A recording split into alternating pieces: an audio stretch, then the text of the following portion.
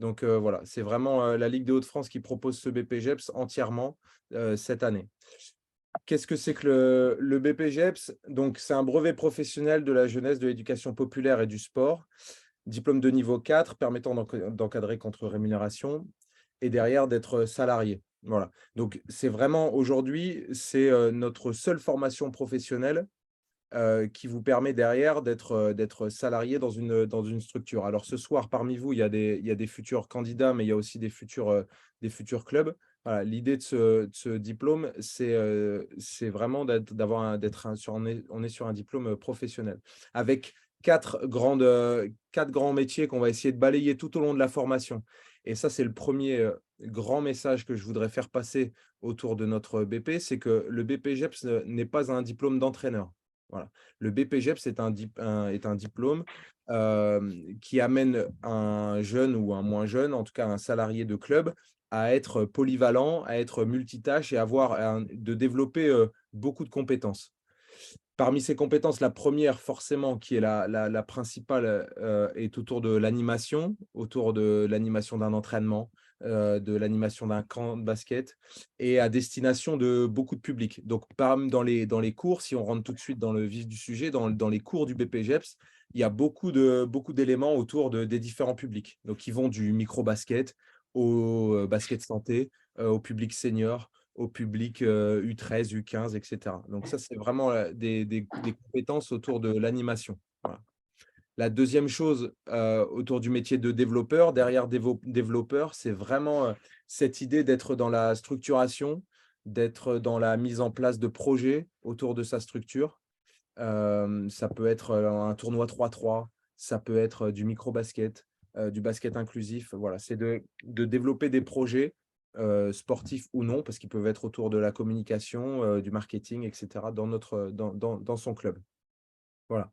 Formateur parce que, bah, ça arrive plutôt en bout de cursus, mais l'idée, c'est aussi de développer des compétences dans la capacité à manager une équipe de jeunes entraîneurs, à monter une école d'arbitrage. Voilà, donc il y a des choses aussi, autour de ces aspects-là et enfin, bah, on est vraiment dans quelque chose de polyvalent donc ben, en sortant du BPGEPS, un candidat, il doit être capable de construire un planning, de faire un peu de tâches administratives. Voilà, c'est pas le cœur du diplôme, mais c'est vraiment intégré, au ruban pédagogique de notre BPGEPS. Voilà.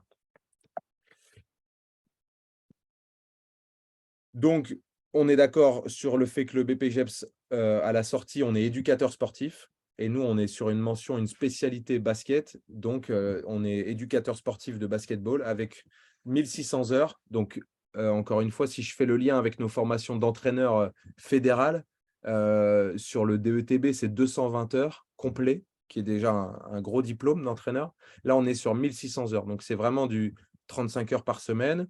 En tout cas, c'est un diplôme qui comprend 600 heures en centre. Derrière centre, il faut comprendre 600 heures de formation, parce qu'on verra qu'on n'est pas toujours en présentiel. Mais donc 600 heures en centre et 1 000 heures en structure. Voilà, donc on est vraiment sur de l'alternance, entre, je viens en formation acquérir des compétences, je repars dans ma structure, avec les missions qui sont les miennes dans mon club et voilà et c'est toujours et le ruban pédagogique, les cours sont construits autour de ça pour qu'il y ait un vrai suivi entre ce qui se passe en cours, ce qui se passe, en structure. Quand je dis en structure, c'est bien évidemment dans le club. Ce projet auquel on croit beaucoup, il est à destination, bah, des jeunes ou des moins jeunes qui veulent être salariés dans des clubs de basket, mais aussi également au service des clubs. Le BP aujourd'hui, on connaît aujourd'hui la difficulté à avoir des bénévoles dans nos clubs. Hem, le BP répond à ça avec des gens qui peuvent être salariés dans la structure et apporter, ben, voilà, du temps, tout simplement pour soulager aussi, les bénévoles. Comme vous le voyez, hein, aujourd'hui, ça permet aussi de vraiment, élargir le panel de ce qu'on peut proposer, dans une structure, j'allais dire classique. Mais, voilà, avec un BP, on est capable d'intervenir sur du basket santé, on est capable de créer un tournoi 3-3, d'organiser un camp de basket, d'avoir des notions autour de l'arbitrage. Voilà, donc c'est vraiment encore une fois, multitâche et ça permet, voilà, d'élargir vraiment les champs de compétences au sein du club. Et après, pour les clubs, ça permet d'offrir, j'allais dire, ce n'est pas le bon terme, mais voilà, d'offrir une première expérience dans le monde du travail à des jeunes. On verra après qu'il y a des projets de reconversion, mais l'idée au départ, c'est aussi à destination des jeunes qui peuvent profiter d'une première expérience. Et après, en fonction du candidat, c'est-à-dire que parmi les candidats, on aura des gens peut-être très à l'aise avec les outils digitaux, et puis des dirigeants de club qui se disent ça, c'est un axe d'amélioration dans notre club. Et donc, les missions vont être un peu différentes. Si c'est un profil qui est vraiment orienté entraîneur de basket, c'est quelqu'un qui va passer beaucoup de temps dans le terrain. Donc, c'est vraiment cette idée de challenger qui je suis et dans quelle structure je me trouve. Voilà. Et quel est le besoin de la structure. C'est également un projet forcément au service de l'apprenti. À la sortie du BPGEPS, on a une carte professionnelle aujourd'hui. Pour intervenir dans une école, par exemple, elle est obligatoire. Voilà. Donc, ça, c'est un premier élément important par rapport à l'obtention du BP. Ça permet de développer encore une fois de la polyvalence, c'est-à-dire que même si je n'ai pas vocation à travailler 10 ans dans mon club, en tout cas, c'est une expérience qui développe pas juste de l'entraînement, pas juste de la communication, mais vraiment un panel de beaucoup de contenus différents. D'être quelqu'un d'essentiel dans le club, c'est-à-dire qu'aujourd'hui, vous êtes salarié de votre club, donc c'est du temps, donc vous êtes un rouage essentiel au bon fonctionnement de la structure. Et on est dans le milieu sportif.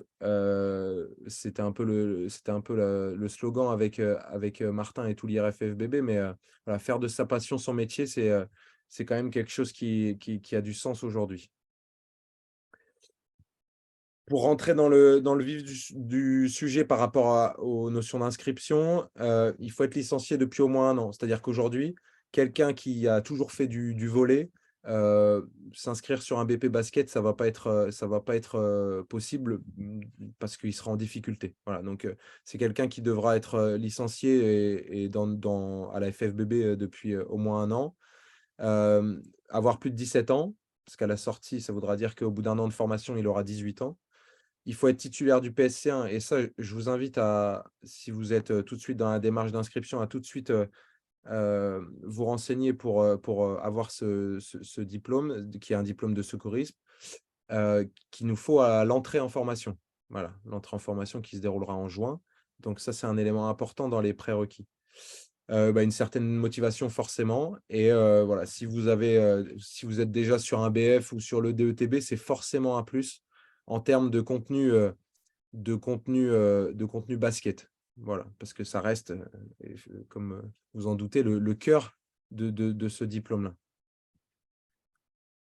4 UC, 4 unités capitalisables au sein du BP. On va passer assez rapidement sur cette slide, mais sur les UC 1 et 2, ils sont transversaux à l'ensemble des BPGEPS. C'est-à-dire qu'aujourd'hui, il existe des BPGEPS en équitation. On retrouve ces mêmes 2 premiers UC dans n'importe quel BP, qui sont autour de le premier encadré tout public. Donc, quand on parle de micro-basket, nous, on lui donne une saveur basket, cet UC1. Donc, être capable d'animer sur du micro-basket, être capable d'animer sur des U7, U9, U11, U13, etc. Dans tout milieu et toute structure. C'est-à-dire que c'est là où on va retrouver, c'est dans cet UC1 qu'on va retrouver le basket santé, toutes les notions de vivre ensemble. Et sur l'UC2, on va être autour du diagnostic, être capable d'analyser sa structure, son club, en se disant, voilà, mon club aujourd'hui, c'est ça. Et au fur et à mesure de l'année, de monter des projets qui vont tendre vers le développement de la structure et vers son développement, tout simplement. Et ensuite, sur les projets, sur les UC 3 et 4, là, on est vraiment dans le cœur du basket avec des notions autour de l'entraînement, des notions autour de construire une séance, un cycle sur plusieurs semaines, sur l'année, jusqu'au niveau de compétition départementale. Donc voilà, c'est là où on balaye beaucoup d'éléments autour du basket, mais plus que dans le contenu, plutôt dans la structuration de ces séances et dans la structuration d'un projet club également. Voilà. Donc voilà pour les UC 3 et 4 qui là par contre du coup sont vraiment organisés. Enfin, on a construit le ruban pédagogique de ces 2 UC là. Voilà. Quelques dates. Donc ce soir, nous sommes le 30 janvier. Donc on voyait, hein, on a du temps là. On est sur le premier gros événement, on va dire, de notre recrutement autour des BP. Donc le 26 mai, on clôture les inscriptions. Il y a quelques manœuvres administratives, donc il ne faut pas s'y prendre trop tard. Mais là, on est clairement à l'aise par rapport à ça. À savoir que ça, c'est une information qu'il faut prendre en compte, mais Olivier nous en dira plus peut-être tout à l'heure, mais on peut avoir son contrat qui débute, son contrat de travail qui débute 3 mois avant le début de la formation. Voilà. Donc ça, c'est un élément pour des gens qui sont déjà très au clair sur leurs envies. Si la structure est OK pour partir là-dessus, en avril, par exemple, je peux être salarié de mon club et démarrer ma formation en juin. Voilà. Le 12 et 13 juin, on enchaîne sur les tests d'entrée qui comprennent 3 épreuves. Une épreuve orale, donc un entretien, une épreuve basket où on est sur la conduite d'un tout petit morceau de séance et une dernière épreuve autour d'une épreuve écrite, voilà, retranscrire un texte. Voilà. Donc, ce n'est pas des épreuves très difficiles. Donc, voilà, il n'y a pas de préparation en amont. Et donc, on sera là-dessus le 12 et 13 juin. Le 22 et 23, le positionnement. Le positionnement, c'est pour des gens qui ont peut-être un niveau de diplôme supérieur au BPGEPS, par exemple, et donc qui vont peut-être être allégés, ou à l'inverse, se dire que quelqu'un est en grande difficulté, par exemple, dans le maniement des outils informatiques, ça peut arriver, et ben, on peut proposer des renforcements aussi à ces gens-là. Voilà. Donc, c'est le but de ce positionnement-là qui sera préparé. Et du coup, on enchaîne rapidement avec le premier présentiel le 26 et 27 juin sur Falampin, en tout cas sur nos sites de formation. Voilà. Et enfin, donc c'est une formation qui dure 1 an. Le 28 juin, on clôture et tout début juillet, on il y a le jury régional. Voilà, vous le verrez après avec le calendrier plus global. Trois secteurs. Un secteur littoral qui sera à Calais, un secteur centre sur Falampin, ça on peut se le dire, et sur le secteur sud, on sera sur Compiègne. Voilà, donc ça, on est encore en train de travailler sur le secteur littoral pour construire notamment, pour avoir notamment notre coordinateur pédagogique. Mais on sera, voilà, l'idée, c'était vraiment de construire des secteurs qui balayent l'ensemble de la région et d'avoir un rythme d'alternance qui permette à tout le monde de pouvoir, même si il y a un peu de route, de permettre à un maximum de personnes de venir s'inscrire sur notre BPGEPS. Voilà. Donc aujourd'hui, on sait que sur le littoral, c'est une vraie terre de basket. Sur la MEL, on sait aussi qu'il y a énormément de licenciés. Sur le comité du Nord est le plus gros comité de France. Voilà, donc il y avait une vraie nécessité d'être sur ces endroits-là. Et puis le secteur sud sur Compiègne, c'est aussi un espace dynamique où on a envie aussi de développer et de structurer encore un peu plus les clubs. Voilà l'objet de notre réflexion. Et aujourd'hui, vous le verrez, avec notre rythme, encore une fois, on va pouvoir attirer, j'espère, un maximum de personnes, même si c'est peut-être loin au départ des sites de formation. Plusieurs modalités pédagogiques, donc comme je vous disais, par rapport à l'alternance. Donc, quand on est en formation, on n'est pas toujours sur site, ce que je vous disais tout à l'heure. On peut être en présentiel, et on verra tout à l'heure comment ça s'organise. On peut être en visioconférence, donc la nécessité d'avoir un ordinateur pour suivre les cours. Je dis bien les cours. On construira ça de manière interactive.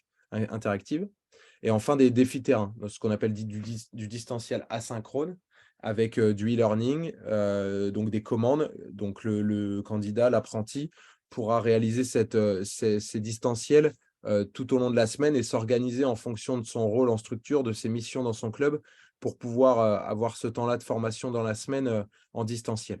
Et enfin, chaque première semaine de vacances, on est sur des stages.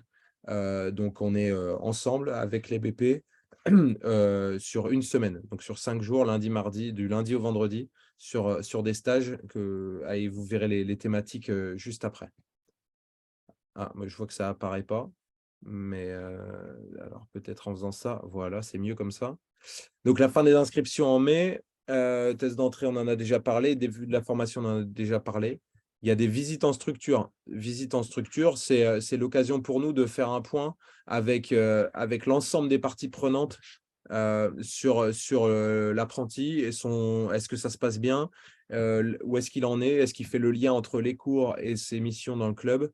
Voilà, donc il y a 3 visites, comme vous le voyez, en septembre, février et mai, qui sont l'occasion pour nous de faire un vrai lien avec les structures qui accueillent. Voilà.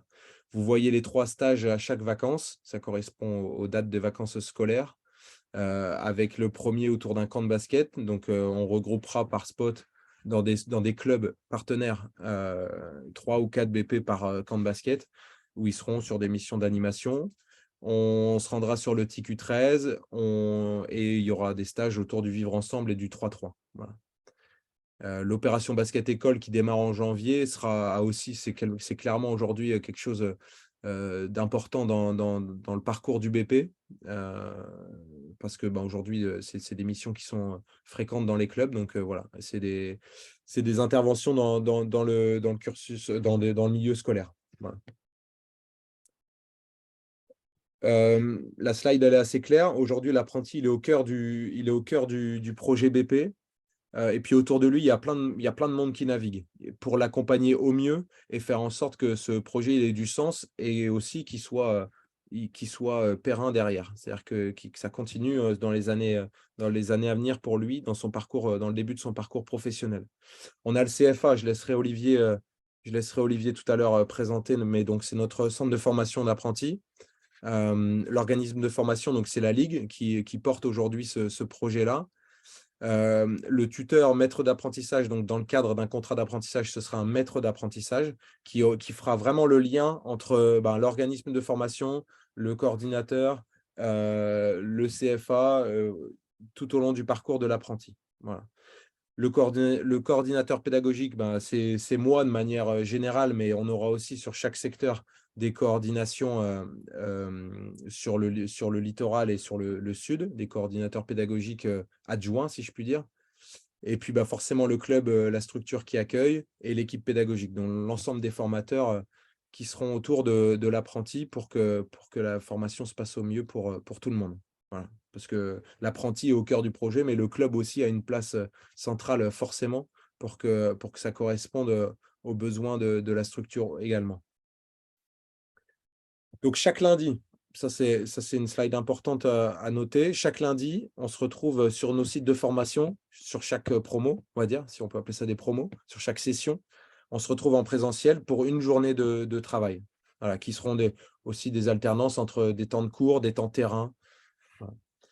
Le mardi matin ou mardi après-midi, il y aura une demi-journée en tout cas consacrée à du distanciel autour d'une visio. Encore une fois, ce sera des visios dynamiques. Voilà, on prendra le temps de poser le cadre de ces visios-là.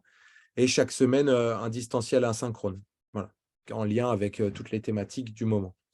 Et après, hors période scolaire, sur la deuxième semaine de vacances, il est dans sa structure. Mais par contre, sur la première, on est ensemble sur différents sites pour vraiment s'immerger dans des projets type, comme vous l'avez vu, camp de basket, basket santé, 3-3, etc. Et ensuite, dans la structure, une fois qu'on est sorti du centre de formation, c'est un contrat de 35 heures. Voilà, c'est en fonction aussi des besoins de la structure. Une semaine, je vais peut-être faire un peu plus. En tout cas, c'est le droit du travail qui s'exerce, donc il y a un jour de repos obligatoire. Et donc, en fonction du profil, la structure, en lien avec nous, va créer un emploi du temps qui permettra à tout le monde d'être gagnant dans ce parcours-là. Voilà. Quelques contacts. Donc, sur la coordination générale et sur la mail, ce sera moi qui coordonnerai l'ensemble. Voilà. Et puis, je collaborerai sur le secteur sud avec nos deux conseillers techniques, Gérard et Maxime. Maxime qui est là ce soir, je l'ai vu passer tout à l'heure. mais donc qui seront les référents du secteur sud sur Compiègne.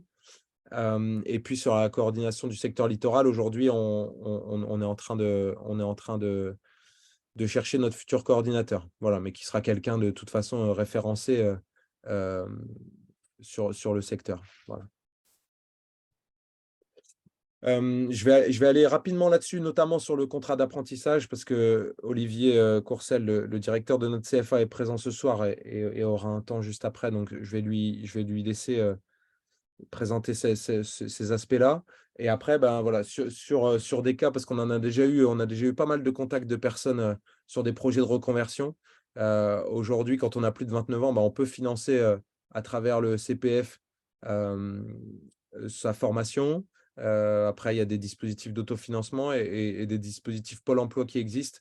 Pour ces cas-là, je vous invite à nous contacter voilà, dans la semaine ou dès que vous le pouvez pour qu'on puisse échanger ensemble sur ces cas qui sont différents des contrats d'apprentissage. Voilà. Alors, sur les aspects administratifs, deux choses et c'est là où il faut que chacun trouve ses marques, mais c'est très clair au final. Pour les aspects liés au contrat, financement, tous les sujets autour des contrats de travail, ça sera avec notre CFA, donc Sport, Animation, Tourisme Normandie.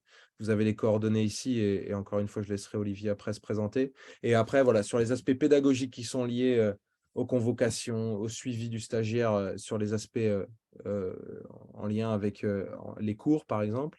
Ça sera avec Alexandra, notre secrétaire administrative, moi, etc. Voilà. De la même façon, ça, je vais laisser après Olivier présenter ça.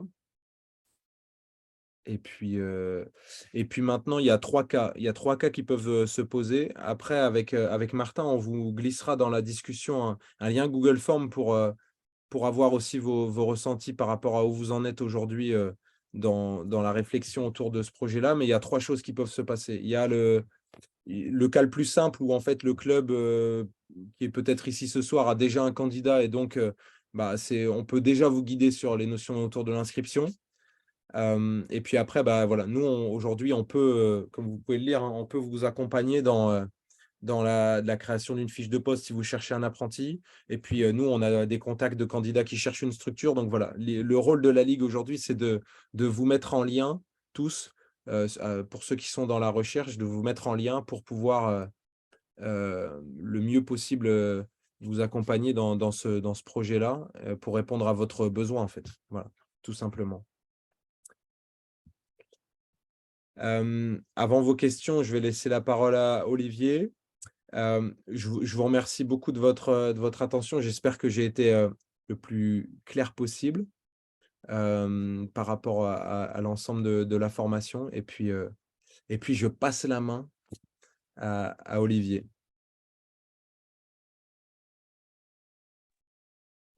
Merci Rémi. Bonjour à tous. Donc, moi, j'ai une petite présentation rapide du centre de formation d'apprentis Sport Animation Tourisme Normandie, et puis venir assez rapidement sur le contrat d'apprentissage. Donc, Rémi vous a déjà présenté, on va dire, les fondamentaux. On va essayer peut-être d'aller un petit peu plus loin sur ce qu'est le contrat d'apprentissage et sur la relation, en fait, qui va nous unir là sur cette action de formation. Vous voyez, normalement, c'est bon. Voilà, donc le CFA, donc vous avez compris après que c'est un CFA décentralisé, en fait, un CFA hors mur, qui s'appuie en fait sur des partenaires pédagogiques, des organismes de formation qui ont une entité juridique propre, comme la Ligue de basket du Hauts-de-France. Donc actuellement, on a... alors la Ligue, du coup, en travaillant avec le CFA, va devenir son antenne pédagogique. Voilà, c'est le vocable qu'on utilise. Donc vous voyez qu'actuellement, le CFA, avec la Ligue Hauts-de-France, aura 13 antennes pédagogiques. Donc évidemment, la grande partie se trouve en Normandie. Hein. Donc voilà, ce sera une première pour les Hauts-de-France, mais on a déjà 2 antennes hors Normandie. On travaille avec l'Institut français du cheval et de l'équitation qui est à Saumur et puis la SPTT Grenoble, en Rhône-Alpes. Donc on peut, voilà, avec notre organisation décentralisée, on peut travailler avec voilà, tout organisme de formation, même hors région, ce qui nous permet de développer assez largement l'apprentissage et puis de répondre aux besoins de nos partenaires. Donc actuellement, le CFA, c'est 27 sessions de formation. Voilà, donc principalement en Normandie, Nord-Rhône-Alpes, ce qui fait il y a à peu près 320 apprentis là, au CFA sur cette année. Donc 13 entraînes pédagogiques, je vous l'ai dit. Donc le contrat d'apprentissage. Donc je redis que effectivement que c'est un contrat qui s'adresse aux jeunes de 17 à 29 ans. Donc je précise que le CFA ne gérera que les contrats d'apprentissage au sein de la formation. Et que tous les autres statuts, CPF, reconversion, etc., seront bien gérés en direct par la Ligue. Le CFA va gérer les contrats d'apprentissage uniquement. Voilà, donc les personnes en situation de handicap, voilà, on a quelques jeunes qui sont reconnus travailleurs handicapés. Donc là, il n'y a pas de limite d'âge. On peut aller au-dessus de 29 ans. Ça s'adresse à tout type de structure, le contrat d'apprentissage. Voilà, l'objectif, je pense que ça, vous l'avez compris, c'est de former un jeune en alternance dans l'optique qu'il obtienne un diplôme ou un titre qu'il s'insère rapidement dans la vie active et que vous, évidemment, c'est important parce que ça peut être aussi un levier de professionnalisation de votre club. Et puis, voilà, ça permet aussi d'avoir un salarié qui peut être sur certaines activités rapidement opérationnel. Voilà, petit nota bene. Là, je pense que vous, ça ne sera pas forcément le cas, mais on a certains apprentis qui font leur alternance dans 2 structures. Alors, bien sûr, une structure principale, mais voilà, si la structure principale ne lui permet pas de développer toutes les activités du diplôme, on peut faire une convention on va dire tripartite, voilà, qui permet à l'apprenti de faire une partie de son alternance dans une 2e structure. Alors, le contrat d'apprentissage, c'est un contrat d'alternance, et il n'en existe que 2, le contrat de professionnalisation et le contrat d'apprentissage. Ce sont les 2 contrats d'alternance qui existent dans le droit du travail. Donc, on peut le faire en CDD ou en CDI. Donc, nous, voilà, il y a, on va dire, 98% de nos apprentis qui sont en CDD. Donc, en gros, sur la durée de la formation. Même si, effectivement, Rémi l'a dit tout à l'heure, on peut prendre un apprenti jusqu'à 3 mois avant le début de la formation. Et on peut arrêter son contrat jusqu'à 2 mois après le début de la formation. Donc, voilà, l'amplitude est quand même assez importante. Il y a une période d'essai de 45 jours en entreprise. C'est-à-dire que la période d'essai ne comprend pas les périodes en centre de formation. C'est-à-dire que pendant cette période-là, on peut rompre unilatéralement le contrat d'apprentissage. Ça peut arriver. Parfois, quand il y a une erreur de casting, voilà, on peut rompre dans les 45 premiers jours en entreprise de manière unilatérale, donc soit côté employeur, soit côté jeune. Une fois que ce délai est passé, un contrat d'apprentissage, ça ne se rompt que d'un commun accord. Donc, il faut être vigilant par rapport à ça. C'est un contrat à temps plein, le contrat d'apprentissage, donc c'est 35 heures. Voilà, et on applique la convention collective, donc là en l'occurrence la convention collective nationale du sport, qui s'applique aussi à l'apprenti comme à tout autre salarié.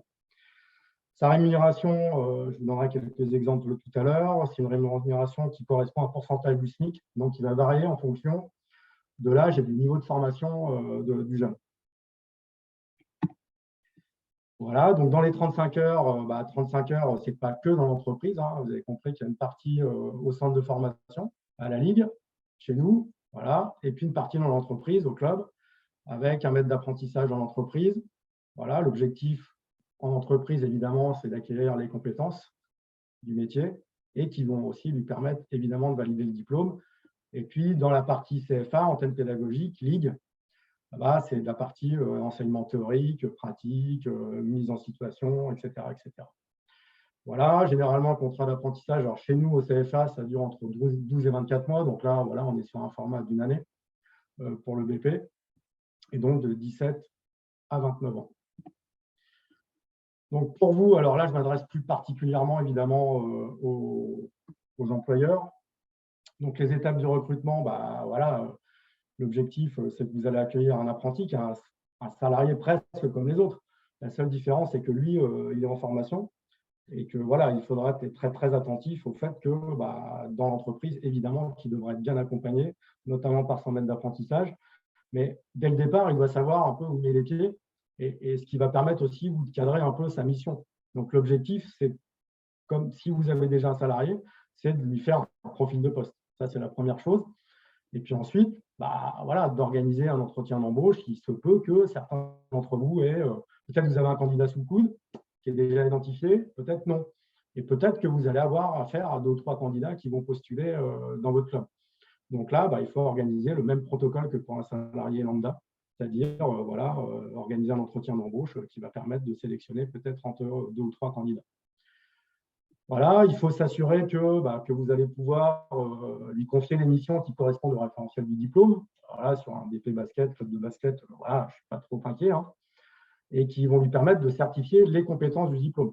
Donc ça, c'est important, hein, que ça matche bien entre ce que vous allez lui donner à faire et ce qu'on va attendre de lui en termes de validation de compétences et puis après d'insertion professionnelle dans le métier. S'assurer évidemment que vous allez être capable de rémunérer le jeune. Alors, on verra après qu'effectivement, il y a des aides sur le contrat d'apprentissage sur une année, l'aide de 6 000 €, donc qui va permettre quand même d'alléger quand même les charges salariales. Donc, mais quand même, vous assurer que vous êtes capable de le rémunérer et que vous allez pouvoir établir le bulletin de paye. Donc, le bulletin de paye, soit c'est vous qui allez le faire en direct, ou soit vous allez sous-traiter en fait cette mission-là à un expert comptable ou à une structure qui accompagne les clubs dans ce genre d'activité. Donc voilà, ça c'est quand même important que vous puissiez vous assurer de ça. Et puis évidemment, il y a le maître d'apprentissage qualifié, hein, donc ça se fait en lien avec la Ligue, s'assurer que le jeune sera bien accompagné au sein du club et que si l'apprenti c'est le premier salarié, on s'assure que peut-être qu'il va y avoir un tutorat extérieur qui va permettre peut-être d'arriver en complément de la personne qui serait le maître d'apprentissage au club, puisque le maître d'apprentissage, ça sera forcément quelqu'un du club. Hein, ça, c'est important de le savoir. Ça ne pourra pas être quelqu'un qui vient de l'extérieur. La personne qui vient de l'extérieur pourra éventuellement arriver en complément de la personne qui est le maître d'apprentissage et qui sera quelqu'un du club. Et un maître d'apprentissage, voilà, pour le cas où, par exemple, vous recrutez 2 apprentis. Nous, on a certaines structures qui peuvent recruter 2 apprentis. Un seul maître d'apprentissage peut tutorer 2 apprentis.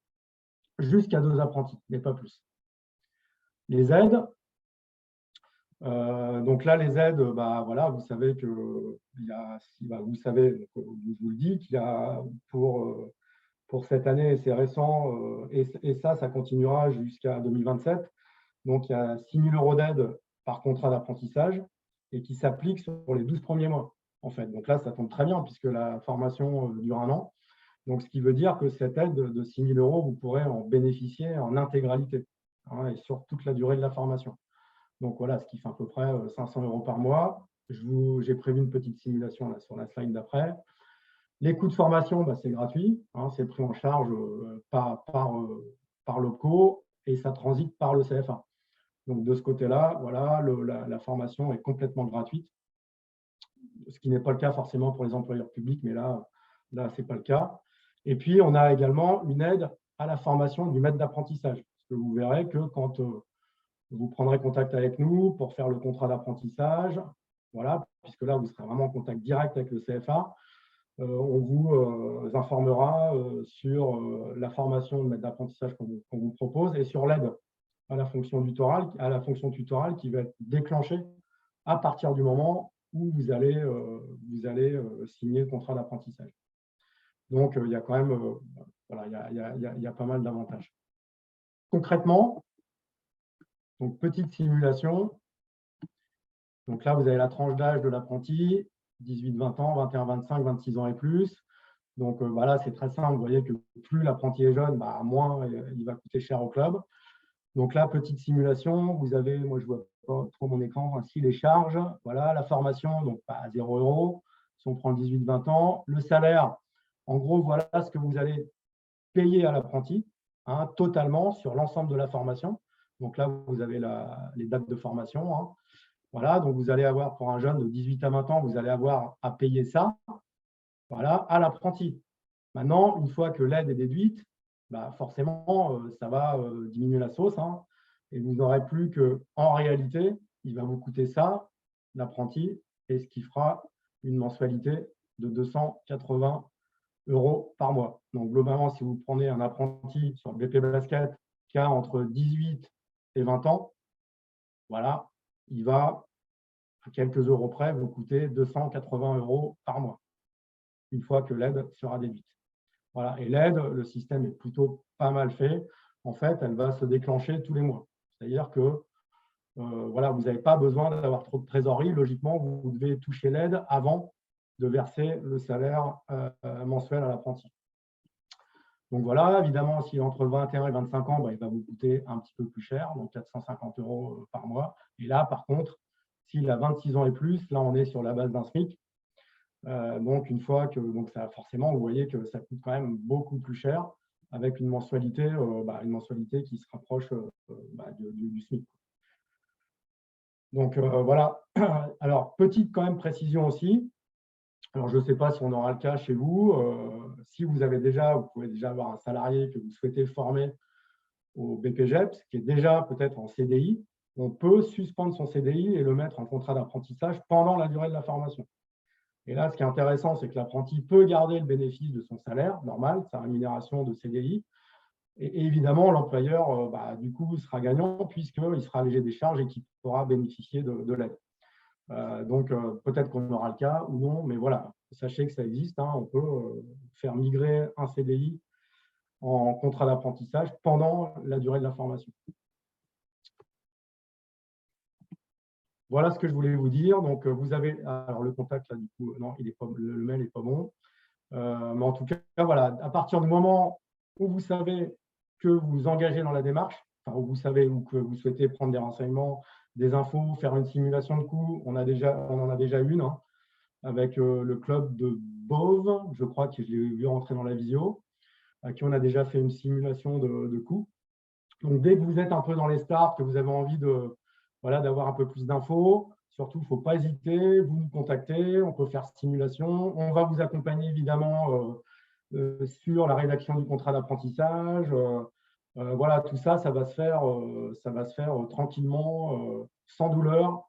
Il n'y aura aucun problème. Donc, nous, le CFA, on va gérer toutes ces parties-là, contrat d'apprentissage, tout ce qu'il y a autour de la pédagogie, en fait, des enseignements qui seront dispensés par la Ligue. Voilà. Et toute la partie, évidemment, mise en œuvre de la formation sera assurée par la Ligue, quoi. Voilà. Voilà ce que je voulais vous dire très, très vite pour laisser la place aux questions. Merci Olivier, merci beaucoup. Avant peut-être d'ouvrir les questions en direct, je vais reprendre le fil. Je vais reprendre le fil des questions. Hop, alors, si j'ai déjà un apprenti en BP, APT, doit-il faire les 4 UC? Donc, on revient sur la démarche de positionnement dont on parlait tout à l'heure. C'est-à-dire que sur les UC 1 et 2 qui sont transversaux, ça se peut qu'il y ait des allègements pour cet apprenti-là. Par contre, sur les UC 3 et 4, voilà. Donc, c'est sur cette démarche de positionnement, dans le cas où un apprenti a déjà un BP, qu'on établit ensemble cette démarche d'allègement. Voilà. Alors, juste petite précision par rapport au contrat d'apprentissage. Donc, si c'est déjà un apprenti qu'en BP-APT, il faudra faire un autre contrat, comme un peu si on repartait un peu pas de zéro, on fait un nouveau contrat pour une nouvelle formation. Et comme là, il y aura un positionnement avec des allègements, il faut, dans le code du travail, que la durée de formation elle soit au moins équivalente à 25% de la durée du contrat. C'est-à-dire qu'en gros, pour faire court, si c'est un contrat d'1 an, il faut que le jeune fasse au moins 400 heures en centre. Voilà, ou après, sinon, il faut faire un parcours individualisé avec un contrat peut-être plus court. C'est aussi possible. Mais il faut avoir en tête qu'il y a cette règle des 25% de temps de formation par rapport à la durée totale du contrat. Et un contrat à l'année, c'est 1600 heures. Voilà. Marc-Antoine, cette formation est-elle éligible au contrat d'apprentissage Oui, du coup. À 100 fois oui. La question était venue en amont. Par contre, simplement juste pour info, et sans contredire ce qu'a dit M. Courcel, les aides, l'ASP a pas mal de retard sur le traitement des aides et il convient quand même de s'assurer d'avoir 2 ou 3 mois de trésorerie en amont, puisque les aides salariales ont parfois du mal à être versées. Ouais, alors après, c'est aussi, ça dépend du délai d'enregistrement du contrat, en fait. Donc voilà, nous, on essaie d'aller le plus rapidement possible, mais effectivement, voilà, s'il y a 2-3 mois de trésorerie, c'est clair que c'est pas mal. Y a-t-il un nombre de places limité pour la formation sur 2023-2024? On est aujourd'hui dans le dossier d'habilitation que j'ai porté à la Drages. On est sur, à partir de 12 sur les secteurs littoral et sud, jusqu'à 15, mais on n'ira pas, en tout cas, c'est sûr, au-delà de 20. Et sur la MEL, on sera maximum à 25, et on partira à partir de 15. Voilà. Les documents présentés seront-ils transmis? On vous enverra effectivement tout ça par mail, demain. Un niveau minimal pour un maître d'apprentissage, on est sur, soit BP basket, soit BE, soit DE. Après, on pourra vous accompagner, dans cette démarche de recherche aussi, des maîtres d'apprentissage si besoin. Au niveau du CFA, y a-t-il une prestation possible pour gérer la partie P? Non. Non, nous, on fait pas cette, on propose pas cette prestation, mais par contre, vous avez des structures type profession sport, par exemple. Alors, je ne sais pas s'il y en a, je pense que ça doit exister en France, qui proposent pour les assos ce type de prestation, quoi, pour un coût qui est quand même assez modique, quoi. Donc, ces professions sport, notamment. Voilà. Donc, c'est le mieux. Nous, à chaque fois qu'on a un employeur qui nous fait cette demande, on l'oriente vers ce type de structure. Alors, c'est profession sport, mais ils peuvent avoir des noms différents en fonction des régions. Mais eux, là-dessus, ils sont plutôt bons et ça reste très, très accessible comme prestation.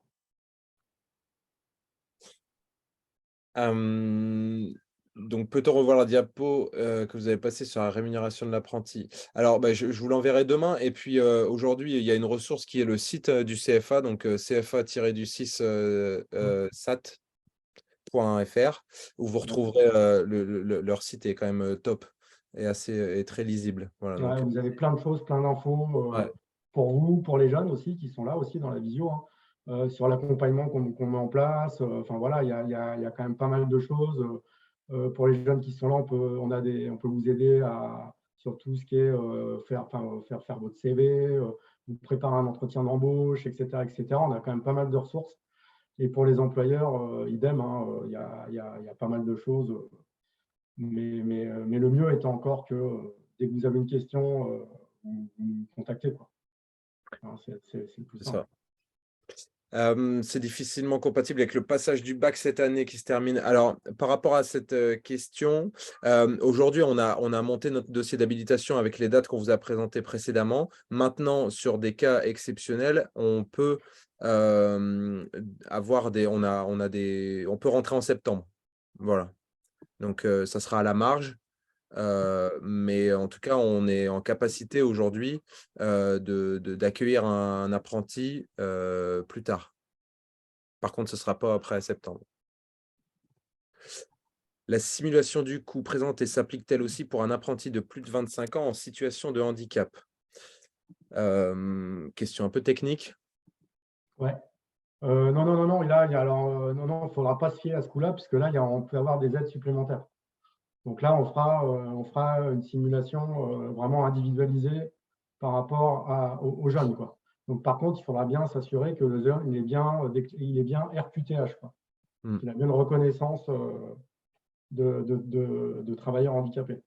Ça, c'est important. Mais ça, donc là, du coup, on aura une approche vraiment individualisée et il y aura à la fois des allègements plus importants de charges pour l'employeur et puis un accompagnement personnalisé pour l'apprenti par notre conseiller handicap.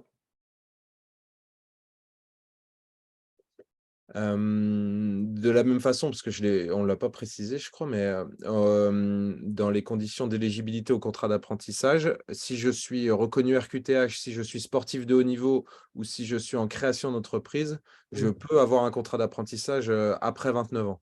Voilà, c'est les 3 conditions. C'est ça. Voilà. C'est ça.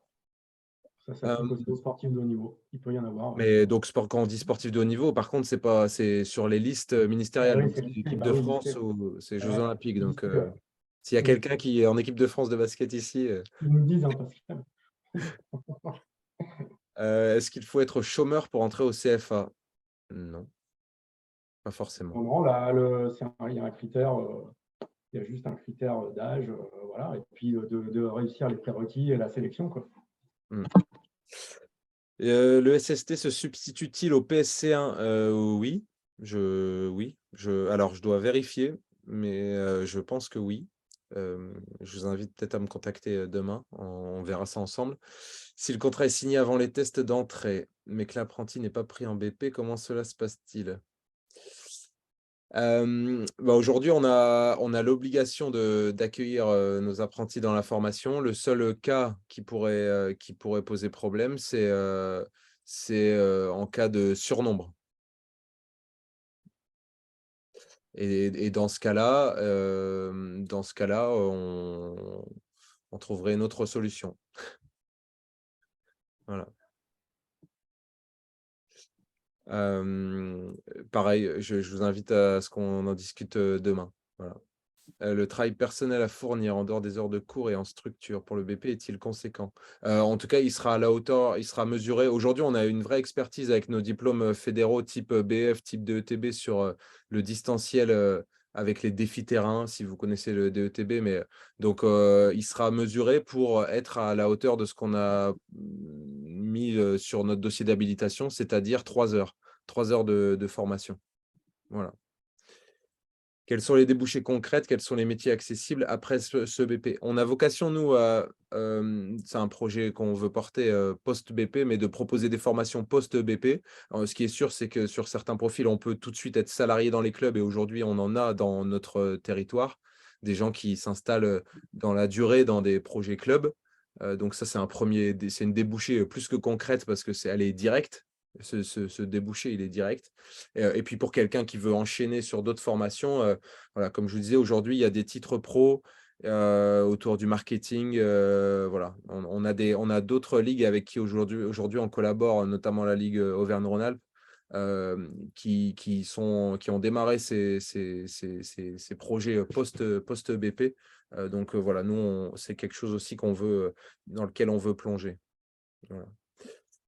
Pouvez-vous redonner le diplôme mini pour le maître d'apprentissage? Donc, BP Basket, donc la formation qu'on porte, avec un an d'expérience minimum.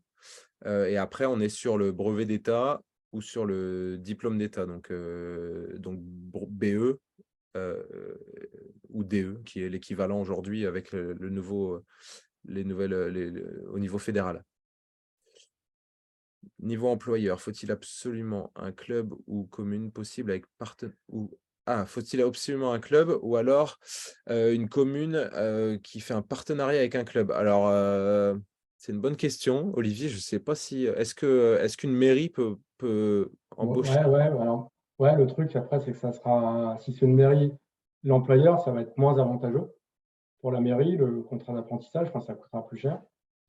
Donc, nous, ce qu'on conseille, c'est plutôt que le club soit l'employeur et qu'il y ait un partenariat ensuite avec la municipalité et qu'il y ait éventuellement un accord, enfin une prestation, un contrat de prestation entre le club et la municipalité, voilà, un contrat de mise à disposition, par exemple, de l'apprenti auprès de la municipalité sur certaines heures.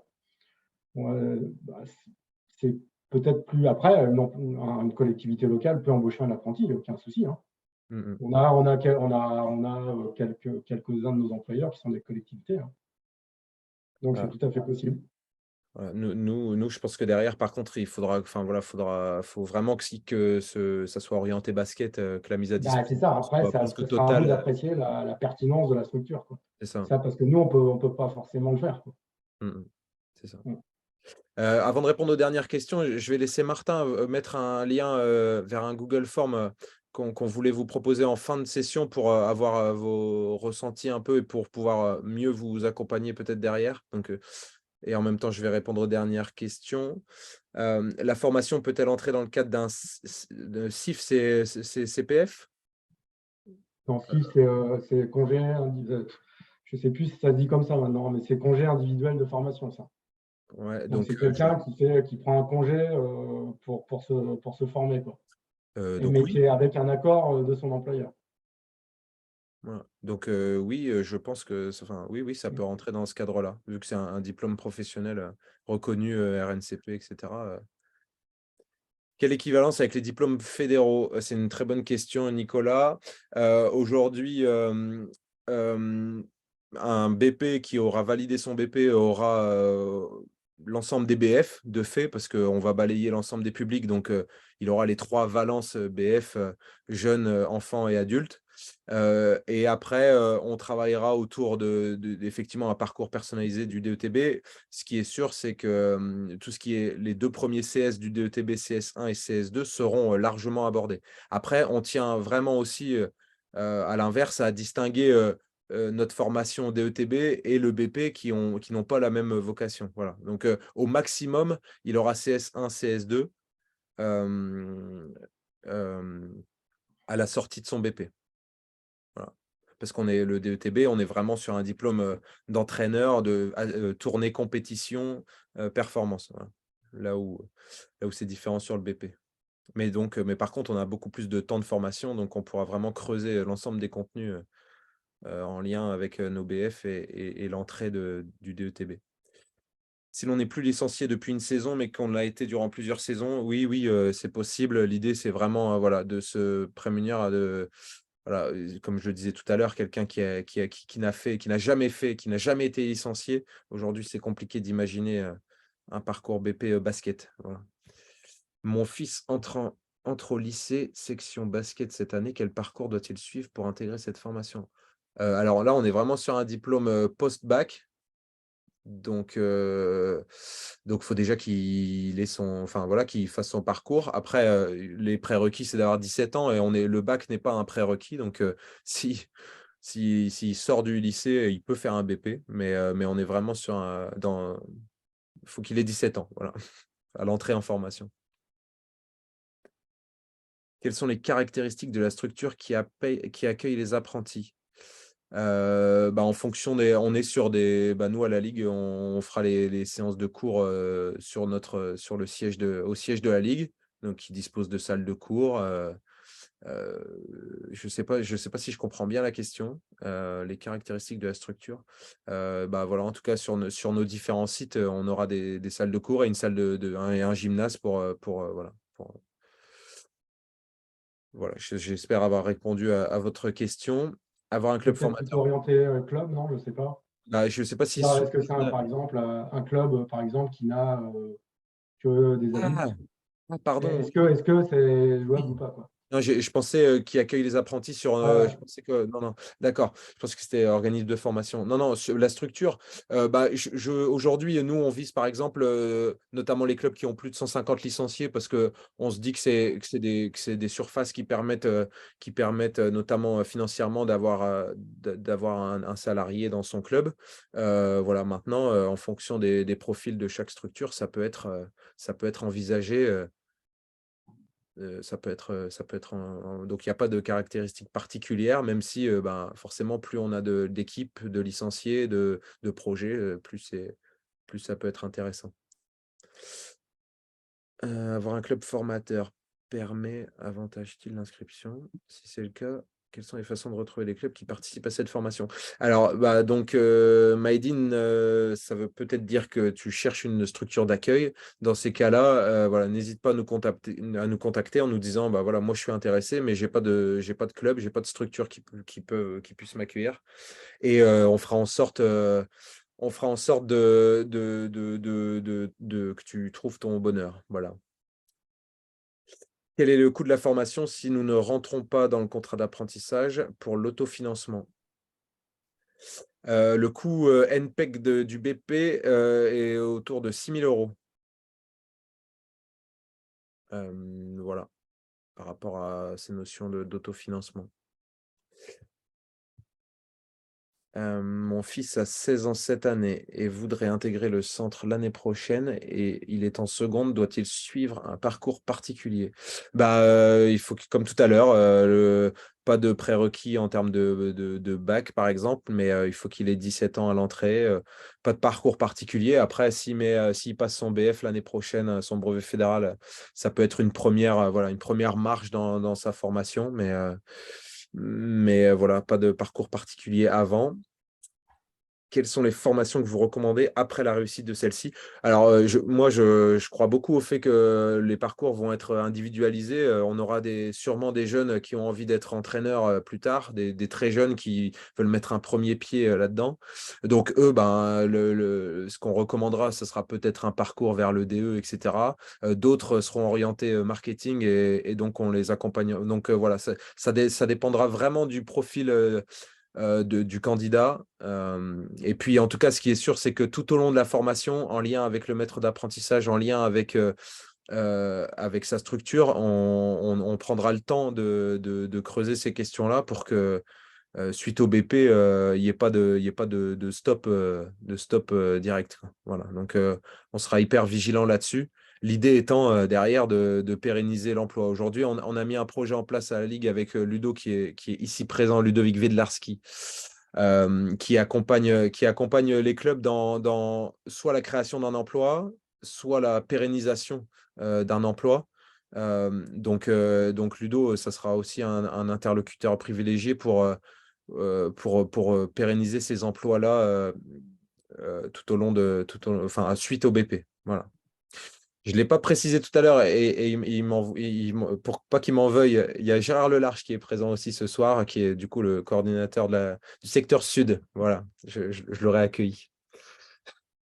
Est-ce que le temps de formation du BP peut empiéter sur le temps de formation du DETB? Non, on est sur des temps de formation en semaine et les temps de formation du DETB sont quasi tout le temps sur des temps en week-end. Voilà. Donc, on peut mener de front un BP basket et un DETB. Voilà. Merci Marc-Antoine qui est parti. Faut-il passer par Parcoursup pour intégrer votre formation pour un jeune qui sera en terminale? Aujourd'hui, c'est une bonne question. Non, pas par Parcoursup, directement avec le CFA. Voilà. Non, pour l'instant, on va pas. Ouais. On va le tester, nous, cette année en Normandie, sur une ou deux actions, mais avec un nombre minimum de places. Mais pour le moment, non. Enfin, là, sur le BP basket, on va s'éviter ça. Alors, est-ce qu'une personne licenciée dans un petit club peut rentrer en BP? Est-ce qu'une personne licenciée dans un petit club peut rentrer en BP? Bien sûr. Voilà. Après, c'est juste communiquer avec ses dirigeants pour envisager le projet. Voilà. Et que le club remplisse bien les conditions énoncées à la fois par Rémi sur la capacité du club à pouvoir proposer des activités qui sont en référentiel du diplôme. Et puis, côté employeur, bien s'assurer qu'on a la capacité à rémunérer le jeune. Et puis la question aussi un peu logistique, enfin, la problématique administrative du bulletin de paye, quoi. Voilà. Donc, il faut, voilà, faut quand même. C'est vraiment un projet, quoi, hein, de recruter un apprenti, et notamment quand on n'a jamais eu de salarié, hein. Donc, n'hésitez pas aussi à vous faire accompagner par la Ligue et par le CFA par rapport à ça. N'hésitez pas à nous questionner, quoi. Ouais. Est-il possible d'avoir une plaquette concernant le financement pour les plus de 29 ans? Alors là, on est vraiment sur du cas par cas. Julie, on se connaît bien, donc n'hésite pas, on s'appellera pour en discuter. Et puis aujourd'hui, nous, de mon côté, en tout cas, c'est une première expérience par rapport à ces dispositifs de financement. Donc voilà, il faut mais je pense que c'est au cas par cas, notamment avec Pôle emploi, etc. Il y a des choses, parcours emploi compétences, il y a des choses qui existent. Mais n'hésite pas à me contacter. Mon contact, je vais le mettre juste en dessous, mais je vais mettre mon numéro là. Hop. Un dirigeant de club peut-il entrer en formation et cumuler les deux fonctions? Alors, on ne peut pas être employeur et apprenti, donc il faut démissionner après. Donc, mais par contre, je pense que trésorier, secrétaire, voilà, je pense que le président peut pas. Le président, c'est sûr. Je pense qu'en étant trésorier ou secrétaire, on peut être apprenti. Mais c'est mieux si on ne l'est pas. C'est le comité directeur qui est l'employeur, hein. Donc c'est la Bah structure. donc, c'est ouais, personne. donc il Il ne faut faut. pas avoir de fonction dirigeante. Ouais, donc, Il vaut mieux pas, quoi. Il vaut mieux pas. merci Ludo. Une question au-dessus sur le maître Ouais. d'apprentissage. Ouais. Alors moi, Olivier, j'avais pas cette info-là parce que pour moi, un maître d'apprentissage pouvait être hors structure. Non, en fait, non, le maître d'apprentissage avec qui le contrat va être signé, il est forcément dans la structure. Donc effectivement, il y a peut-être certains clubs où il n'y a pas les diplômes que tu as énoncés tout à l'heure, le BP, le BE, ou voilà. Donc là, ça sera quand même quelqu'un de la structure. Donc ça peut être un bénévole, peut-être quelqu'un qui a un diplôme fédéral, qui va avoir des compétences à mettre au service du jeune, mais peut-être ça ne sera pas complet. Ouais. Donc là, par contre, c'est là où il faudra lui trouver un tuteur extérieur. D'accord. Voilà, un tuteur extérieur qui va compléter ça. Mais là, Ok. dans ce cas-là, il ne sera pas, lui, le tuteur extérieur, il ne sera pas sur le contrat d'apprentissage. Ok. Il va plutôt être dans la convention d'alternance que vous avez signée, vous, en tant que lead, Ouais. avec la structure. Ok. Il y a une petite, le maître d'apprentissage, il est forcément dans la structure. Donc, il faut trouver la personne, si elle n'a pas le diplôme, qui match le plus et qui a des compétences peut-être sur le projet. Donc, ça peut être peut-être un dirigeant. Mais par contre, ce qui sera important, c'est qu'il y ait un tuteur ou un conseiller extérieur, lui qui est diplômé et qui vienne apporter les compétences que n'a pas le maître d'apprentissage de la structure. Ah, bien sûr. En tout cas, ça ne doit pas être un frein. Et Stéphane, Ah aujourd'hui. oui, sinon vous n'allez pas, tous les petits clubs qui n'ont pas de salariés, ou qui n'ont pas de BP, ils ne pourront pas recruter, quoi. Ouais. Mais voilà, sur ces tuteurs extérieurs, nous, on s'appuiera largement sur les gens qui sont sur nos formations d'entraîneurs, etc., et qui sont, elles, largement diplômés, donc pour pouvoir accompagner les tuteurs. Donc ça bien sûr, Stéphane, on pourra vous accompagner dans cette recherche-là, avec quelqu'un qui est du territoire, qui est pas trop loin de Tergnier. Ouais, Euh, ça va, il y en a quelques-uns. Comment? Puis ça va, il y en a quelques-uns. Oui, tu trouveras. Où retire-t-on le dossier d'inscription? Alors, l'idée, c'est, suite à cette visio, c'est d'identifier les gens intéressés. Il y a sur notre site aujourd'hui, l'inscription est déjà possible. Et puis après, il y a toute une démarche entre l'inscription sur le CFA, l'inscription sur le site de la Ligue. Donc, il y a juste deux étapes à respecter pour que vous soyez définitivement inscrit. Voilà. Exactement. Alors là, c'est côté apprenti, on est d'accord. Là, il y a effectivement, nous, sur le site du CFA, il y a une plateforme d'inscription en fait, en ligne. Donc généralement, c'est assez rapide pour qu'on puisse identifier l'apprenti.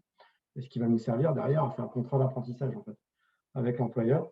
Et donc ça, c'est une inscription obligatoire. Donc avec 2-3 pièces à fournir, attestation de carte vitale, etc. Enfin, il y a 2-3 choses, quoi. Et en parallèle, il y a évidemment le dossier d'inscription à la formation, là, qui va se faire directement auprès de la Ligue, mais qui pourra être téléchargeable aussi et qui est peut-être déjà, qui est peut-être déjà même en ligne sur le site du CFA. Donc là, c'est l'inscription à la formation auprès de la Ligue. Donc 2 inscriptions. C'est ça. Notre club n'ayant pas de maître d'apprentissage avec un BP ou un B ou un DE, la Ligue peut servir de. Ouais, voilà, comme on disait juste avant, c'est possible de vous accompagner effectivement là-dedans. Y aura-t-il des temps de formation au cours des mois de juillet et août? C'est vrai que j'ai oublié de le préciser. On démarre en juin, on a un premier présentiel, on a un deuxième présentiel début juillet avec un premier événement sur notamment le CQ12. Et puis derrière, on reprend en septembre. Et donc tout début septembre. Donc pendant ce temps-là, soit il y a des besoins sur la structure club et donc le club peut solliciter son apprenti, Donc ça, après, la structure gère avec son apprenti comme il le veut. Voilà. Si j'ai bien compris, les heures théoriques se déroulent sur le site de Falampin. Donc, si vous êtes sur le secteur autour de la Melle, il y aura peut-être quelques cas à discuter autour de, ben voilà, c'est mieux que tu ailles sur le littoral, voilà, sur des cas peut-être autour d'Hasbrook, par exemple. Ben, voilà, est-ce que c'est un apprenti qui ira à Calais ou à Falampin? Ça, on verra. Donc, tout n'est pas à Falampin. Les heures théoriques se déroulent soit à Falampin, soit sur le littoral, soit sur Calais. Pardon, soit à Calais, soit sur Compiègne, et non pas au CFA. Non, on va pas vous envoyer faire des cours chez Olivier, même s'il serait très content de vous recevoir, mais non, le CFA Sarthe-Normandie nous collabore avec nous sur ce projet, est vraiment partie prenante, mais pas de cours en Normandie, non. C'est ça. Et la pratique au club formateur. Et la pratique, effectivement, les heures en structure, c'est dans votre club avec vos équipes, et voilà. Mais pas que. Enfin, en tout cas, voilà. Je vous en prie.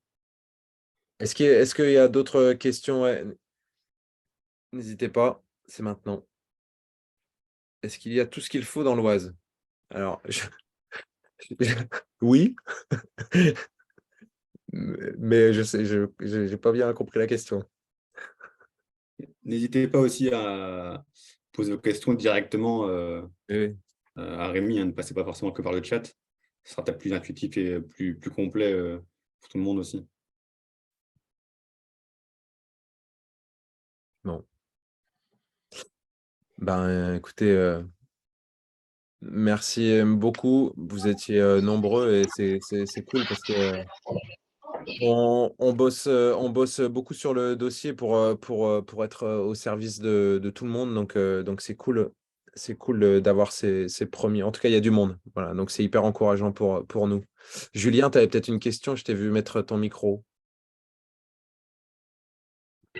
Non, je voulais juste te remercier, enfin vous remercier.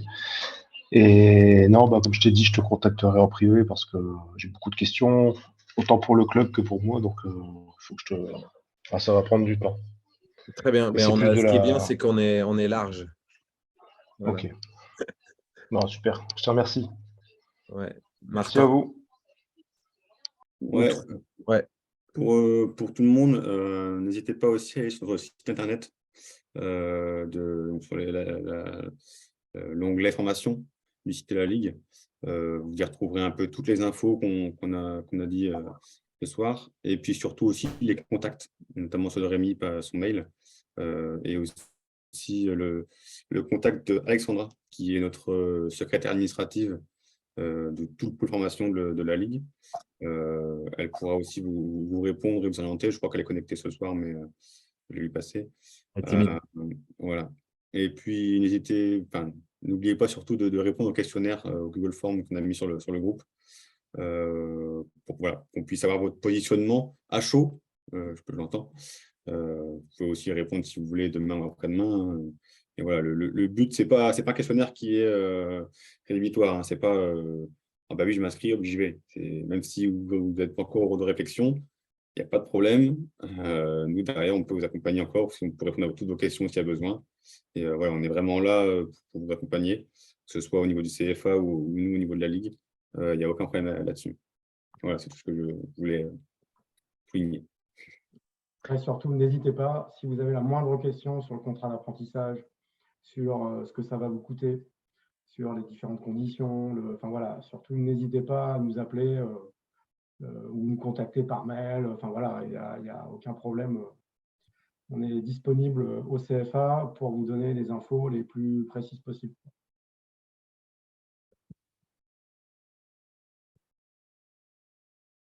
Le salaire de l'apprenti n'est fourni que par le club. Exemple, que les 280 € par mois après l'aide des 6 000 € pour les 18-20, ou est-ce que le salaire est plus élevé que ça? En fait, là, les 280 €, ça va être le reste à charge. Vous allez, en fait, il faut prendre la somme, le premier montant. Voilà, mais les 280 €, c'est ce qui va rester en réalité à l'employeur une fois qu'il aura perçu l'aide. Mais l'apprenti va être payé plus cher que ça, évidemment. Oui. Hein, c'est là les 280, c'est le reste à charge. Donc, moi, rappelez-nous, le plus simple, c'est que vous nous rappeliez, et puis on vous fera, voilà, on vous fera une simulation précise. L'idéal étant que, voilà, que vous ayez vous identifiez déjà un apprenti, comme ça, on peut vraiment vous faire une simulation personnalisée, quoi, à partir même de sa date de naissance, quoi. Top. Bah, écoutez, on va pas vous retenir plus longtemps. Merci encore à tous pour votre présence et puis au plaisir de vous avoir pour vous accompagner. Voilà. Merci Olivier beaucoup pour ta présence qui est précieuse. Rien, merci. Et puis merci Martin, Alex, Ludo, voilà De rien, avec plaisir, Rémi. pour ce boulot-là. Voilà. Bonne soirée à tous. À bientôt. Bonne soirée à tout le monde. Ouais.